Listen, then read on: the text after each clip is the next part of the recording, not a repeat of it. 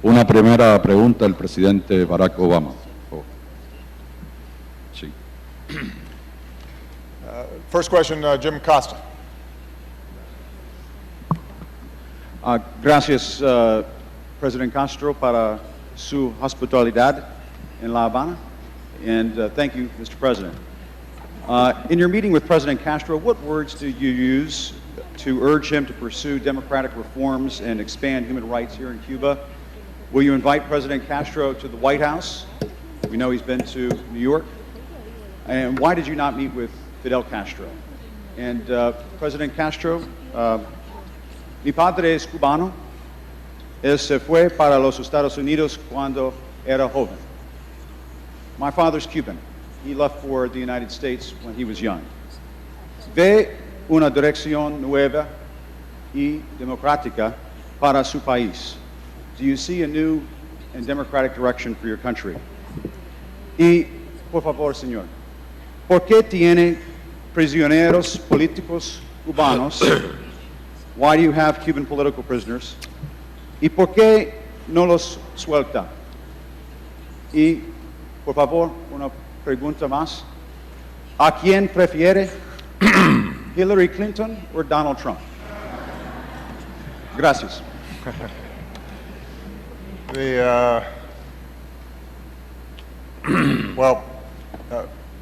As I think we both indicated, we had a very frank conversation around issues of democracy and human rights. Our starting point is that we have two different systems of government, two different economies, and we have decades of profound differences, both bilaterally and internationally. What I have said to President Castro is that we are moving forward and not looking backwards, that we don't view Cuba as a threat to the United States. I hope that my visit here indicates the degree to which we're setting a new chapter in Cuban-American relations.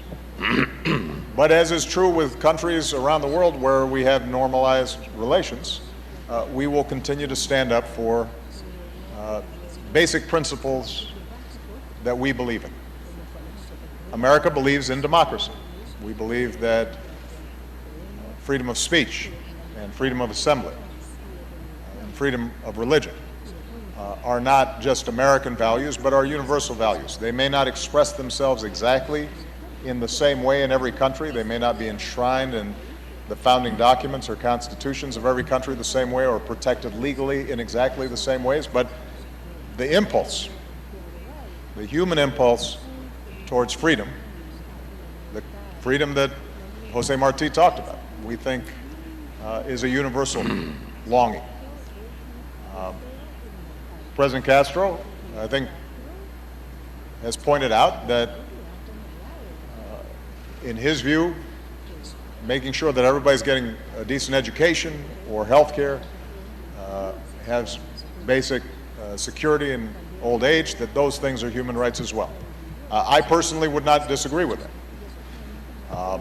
But it doesn't detract from some of these other concerns. And the goal of the human rights dialogue is not for the United States to dictate to Cuba how they should govern themselves, but to make sure that we are having a frank and candid conversation around this issue, and hopefully that we can learn from each other. It does not mean that it has to be the only issue we talk about. Economics, health, scientific exchanges, international cooperation on issues of regional as well as global import are also important. But this is something that we are going to stay on. And I actually welcome President Castro commenting on some of the areas where he feels that we're falling short, because I think we should not be immune or afraid of criticism or discussion as well. Here's the one thing I do know, is that when I talk to Cuban Americans, and Jim, you're second generation, and so I think I speak not for you directly, but for many that I talk to around the United States. I think there's enormous hope that there can be reconciliation and the bridge that President Castro discussed can be built between the Cuban American community and Cubans here. There are family ties and cultural ties that are so strong, and I think everyone would benefit from those ties being reestablished. One of the impediments to strengthening those ties is these disagreements around human rights and democracy. And to the extent that we can have a good conversation about that and to actually make progress,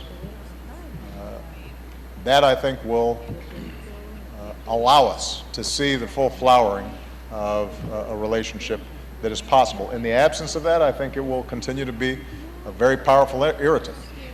And you know, this is not unique to U.S.-Cuban relations. It's one that, as you know, I have conversations with when we go to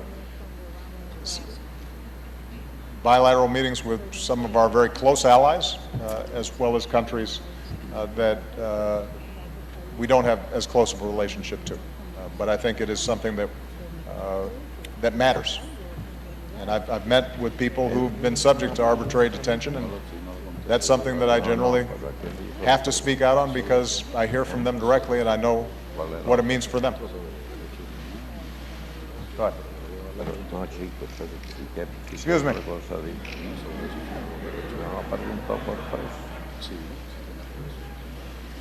Yeah? Yeah, what? Estaba preguntando si se dirigió a mí porque en las primeras palabras no la entendí. Me pareció oír que habló de presos humanos. No, I think the second one was addressed to you.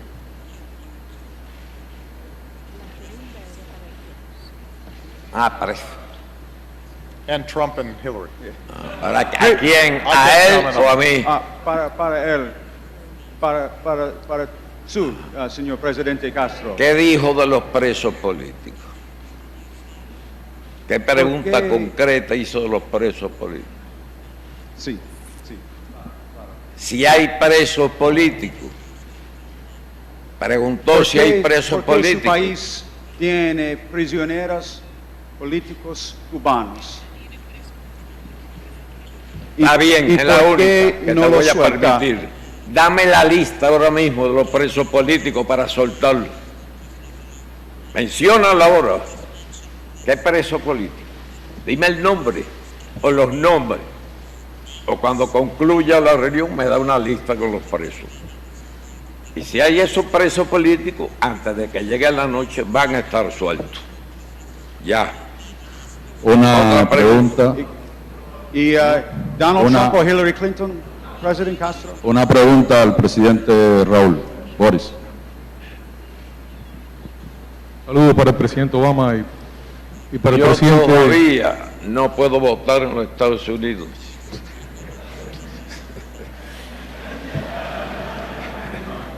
¿Cómo? Una pregunta para el presidente Raúl Castro, Boris Fuentes, de la televisión cubana. Presidente Raúl Castro, usted ha dicho en reiteradas ocasiones, y hoy lo ha repetido una vez más aquí, debemos aprender a convivir civilizadamente con nuestras diferencias. ¿Podría usted ampliarnos ese concepto en este momento histórico que está viviendo Cuba?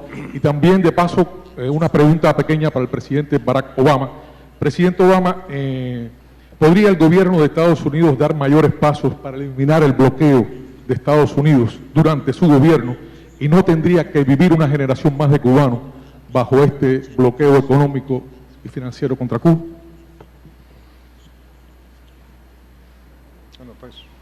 Para mí fue la primera. O sea, repite tu pregunta que no pudo ir bien. Pues.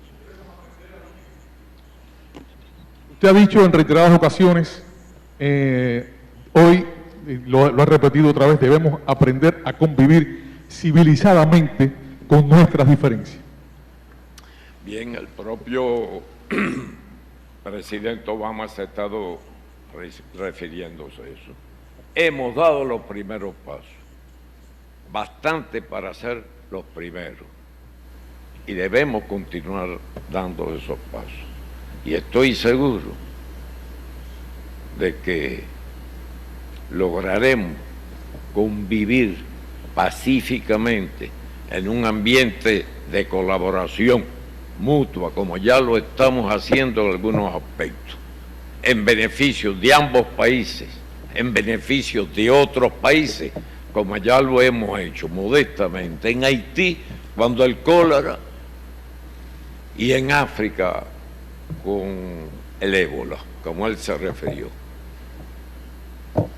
Y que es el futuro de la humanidad si queremos salvar la especie, aunque el agua siga creciendo y la isla se reduzca. Sí. Muchas preguntas para mí. Yo creo que las preguntas hay que hacerse al presidente Obama. Presidente Obama, por favor. Ahí está el regulador. I've got one more. So we have administratively already made a number of modifications on the embargo. I referred to a number of them in my opening statement. And we've actually been fairly aggressive in exercising as much flexibility as we can, given that the law putting the embargo in place has not been repealed by Congress. There may be some technical aspects of the embargo that we can still make adjustments on, depending on problems as they arise. So, for example, the issue around the dollar and the need to make modifications in terms of how the embargo was implemented to encourage rather than discourage reforms that the Cuban government itself is willing to engage in and to facilitate greater trade and commerce. That is something that grew out of the dialogue between our governments, and we have made appropriate adjustments to it. It will take some time for commercial banks to understand the new rules, but we actually think that this is an area where we can improve current circumstances. But I'll be honest with you that the list of things that we can do administratively is growing shorter, and the bulk of changes that have to be made with respect to the embargo are now going to rely on Congress making changes. I've been very clear about the interest in getting that done before I leave. Frankly, Congress is not as productive as I would like during presidential election years. But the fact that we have such a large congressional delegation with Democrats and Republicans with us is an indication that there is growing interest inside of Congress for lifting the embargo. As I just indicated in my earlier answer, how quickly that happens will in part depend on whether we can bridge some of our differences around human rights issues, and that's why the dialogue, I think, is so important. It sends a signal that at least there's engagement between the two countries on these matters. Okay. Now, I promised the President I would take one more question. Andrea Mitchell of NBC. Andrea, if you can get the mic. Thank you, Mr. President. Do you feel after your meetings today that you have made enough progress to even accelerate the pace, and that the Cuban government is able to move quickly enough so that the changes that you have made through these technical adjustments to the embargo will be permanent, cannot be reversed by the next president? And what advice have you given to President Castro about the ability of having the blockade, the embargo lifted? Because he has said again today, this is a continuous issue, which is blocking progress from their standpoint. And you said the conversations about human rights were frank and candid, and that you want to move forward. But even as you were arriving, there were dramatic arrests of peaceful protests, the ladies in white. What signal does that send? Can you have civilized coexistence at the same time you have such profound disagreements about the very definitions of what human rights means, as President Castro expressed today? And for President Castro, for many of us, it's remarkable to hear you speak about all of these subjects. Could you tell us what you see in the future? President Obama has 9 months remaining. You have said you would be stepping down in 2018. What is the future of our two countries, given the different definitions and the different interpretations of profound issues like democracy and human rights? Thank you. Well, Andrea, the embargo is going to end. When? I can't be entirely sure, but I believe it will end, and the path that we're on will continue beyond my administration. The reason is logic. The reason is that what we did for 50 years did not serve our interests or the interests of the Cuban people. And as I said when we made the announcement about normalization of relations, if you keep on doing something over and over again for 50 years and it doesn't work, it might make sense to try something new. And that's what we've done. And the fact that there has been strong support, not just inside of Congress, not just among the American people, but also among the Cuban people, indicates that this is a process that should and will continue. Having said that, lifting the embargo requires the votes of a majority in Congress and maybe even more than a majority in the Senate. And as I indicated to President Castro, two things I think will help accelerate the pace of bringing the embargo to an end. The first is, to the degree that we can take advantage of the existing changes that we've already made and we see progress, that will help to validate this change in policy. So, for example, we have said that it is no longer a restriction on U.S. companies to invest in helping to build internet and broadband infrastructure inside of Cuba. It is not against U.S. law, as it's been interpreted by the administration. If we start seeing those kinds of commercial deals taking place, and Cubans are benefiting from greater access to the internet, and when I go to the entrepreneurship meeting later this afternoon, I understand that we're going to meet some young Cubans who are already getting trained and are facile and using the internet and interested in startups. That builds a constituency for ending the embargo. If we build on the work that we're doing in agriculture, and you start seeing more U.S. farmers interacting with Cuban farmers, and there's more exports and imports, that builds a constituency, and the possibility of ending the embargo increases. So hopefully taking advantage of what we've already done will help. And the second area, which we've already discussed extensively, is the issue of human rights. People are still concerned about that inside of Cuba. Now, keep in mind, I've got fierce disagreements with the Chinese around human rights. I'll be going to Vietnam later this year.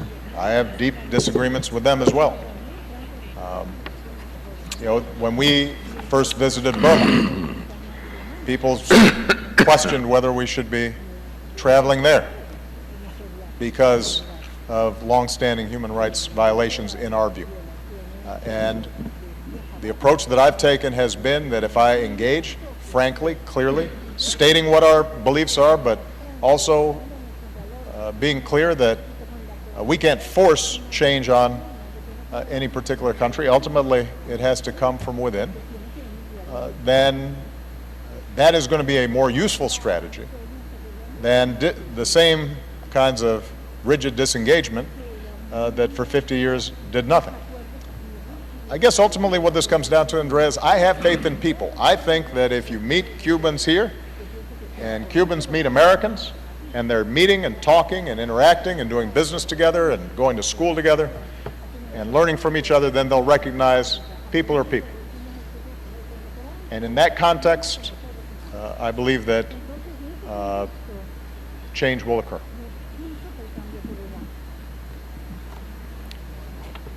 President Castro. Okay, now I'm done, but Senor Presidente, I think Andrea had a question for you just about your vision.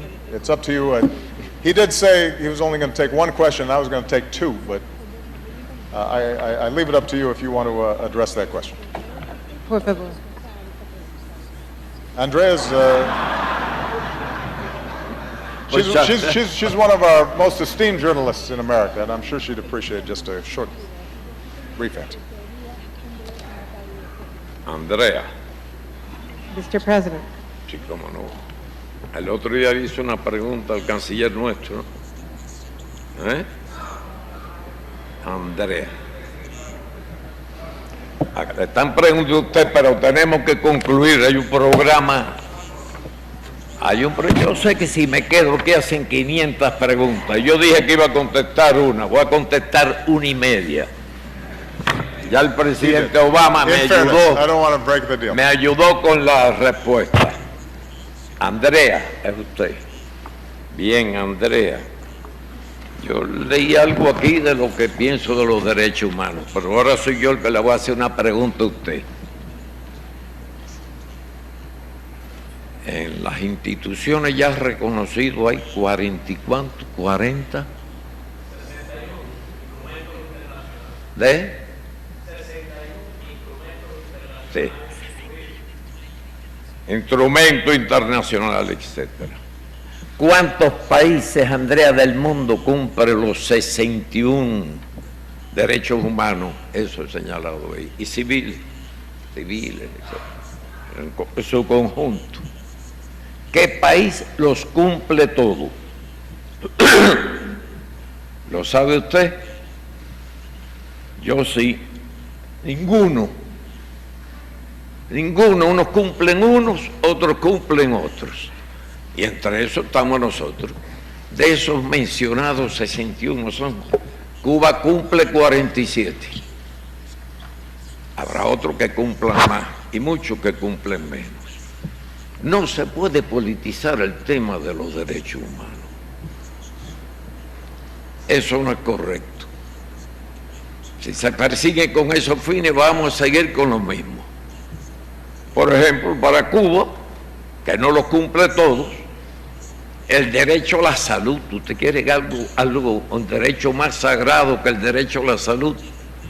Que no se mueran millones y millones de niños por falta de una simple vacuna, por cualquier medicina.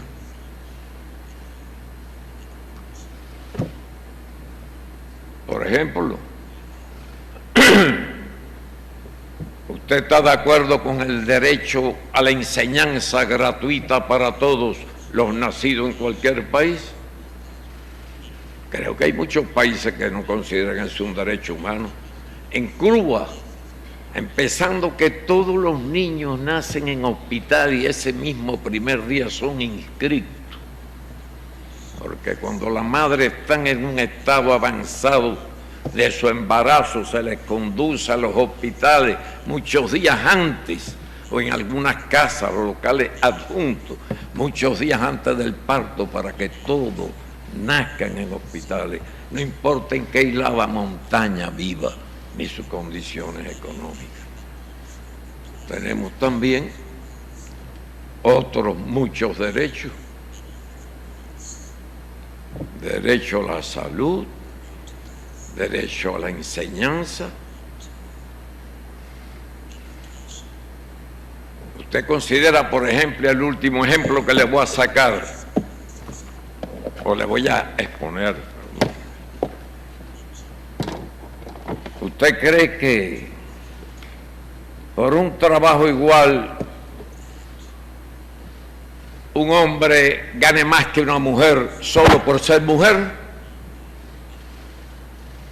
Bueno, pues en Cuba la mujer gana igual que el hombre, se hace igual trabajo. Le puedo enumerar decenas y cientos, es decir, que no se puede estar utilizando ese argumento, pienso yo, en la confrontación política, que no es justo, no es correcto. No quiero decir que no es honesto, eso forma parte de las confrontaciones. Vamos a trabajar para que todos podamos cumplir todos los derechos humanos. Eso es así. Igual que hablar de precios. Yo voy a terminar porque fue un compromiso de terminar puntual. No es correcto por preguntarnos por presos políticos. Dígame el nombre del preso político. Y ya. Hemos concluido. Muchas gracias a todos por la participación.